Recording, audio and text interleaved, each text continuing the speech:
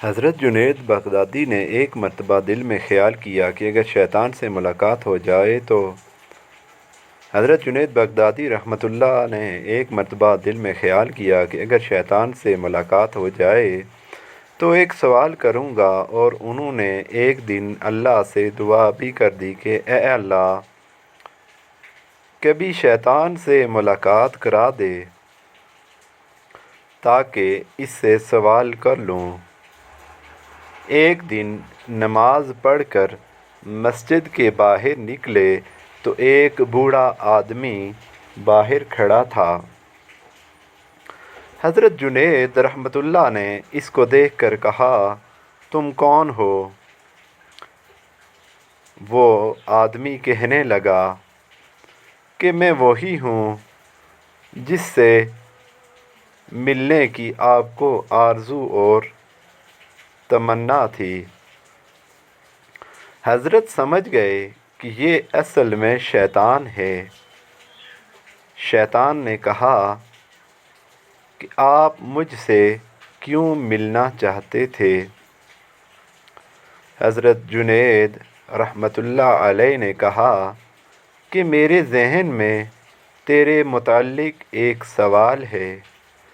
سوال یہ ہے کہ جب اللہ تبارک و تعالی نے تجھے حضرت آدم علیہ السلام کو سجدہ کرنے کا حکم دیا تو میری سمجھ میں نہیں آتا کہ آخر تجھے کس چیز نے اللہ کے حکم کی تعمیل سے منع کیا؟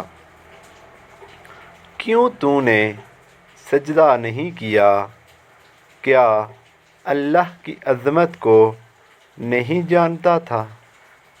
ارے تجھے اللہ کی معرفت حاصل تھی، اللہ کی عظمتوں اور جلالتوں سے تو واقف تھا۔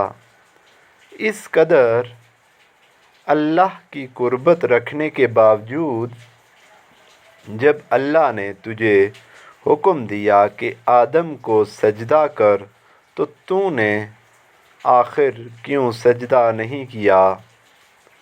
اس پر شیطان کا جواب کیا تھا وہ سنیے۔ اس کے جواب نے کچھ دیر کے لیے حضرت جنید رحمۃ اللہ علیہ کے ہوش اڑا دیے۔ اس نے کہا کہ اے جنید، آپ جیسا توحید پرست آدمی اور یہ مشرکانہ سوال، آپ جیسا توحید پرست، ایک اللہ کو ماننے والا، ایک اللہ کی پوجا کرنے والا، اور آپ کے ذہن میں ایسا سوال آ رہا ہے جو مشرکانہ ہے۔ یہ سوال کہ میں نے غیر اللہ کو سجدہ نہیں کیا، کہنے لگا کہ آدم تو غیر خدا تھے، خدا تو نہیں تھے۔ مشرکانہ میں غیر اللہ کو کیوں سجدہ کر لیتا؟ آپ جیسا توحید پرست آدمی ایسا سوال میرے لیے کر رہا ہے، بڑے افسوس کی بات ہے۔ حضرت جنید رحمۃ اللہ علیہ کہتے ہیں کہ جب اس نے یہ بات مجھ سے کہی تو مجھے لگا کہ ہاں، یہ تو ٹھیک کہہ رہا ہے، اور پھر تھوڑی دیر کے لیے مجھے ایسا معلوم ہوا کہ میرا ایمان سلب ہو رہا ہے۔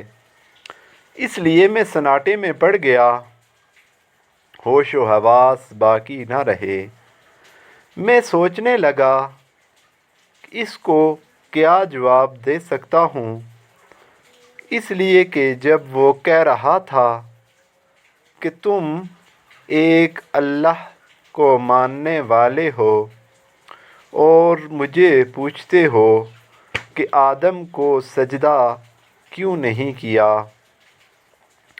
حضرت جنید رحمۃ اللہ علیہ کہتے ہیں کہ میرے ذہن میں جواب نہیں آیا۔ فوراً اللہ کی طرف سے الہام ہوا اور مجھ سے کہا گیا کہ اس سے یہ پوچھو کہ حکم دینے والا کون تھا۔ حکم دینے والا جب خود کہہ رہا ہے کہ فلاں چیز کو سجدہ کرو تو توحید اسی کا نام ہے کہ اس کی بات کو مان لیا جائے۔ حضرت جنید رحمۃ اللہ علیہ کہتے ہیں کہ اس الہام کے بعد میرا ایمان برقرار ہوا، ورنہ تو مجھے ایسا معلوم ہوا کہ میرے ایمان میں تزلزل پیدا ہو گیا ہے۔ یہ ہے شیطان کی مکاری اور عیاری، نہ ولیوں کو چھوڑا، نہ غوث و کتب و ابدال کو چھوڑا، نہ انبیاء کرام کو چھوڑا۔ غور کرو کہ شیطان باتوں اور چیزوں کو کس طرح مزین کرتا ہے اور گمراہ کرنے کی کوشش کرتا ہے۔ اس کا ذرا اندازہ اس واقعے سے آپ کر لیجئے۔ اس لیے کبھی بھی شیطان سے بے فکر نہیں ہونا چاہیے۔ شیطان کی عیاری اور مکاری سے بسا اوقات انسان بے ایمان بھی ہو جاتا ہے،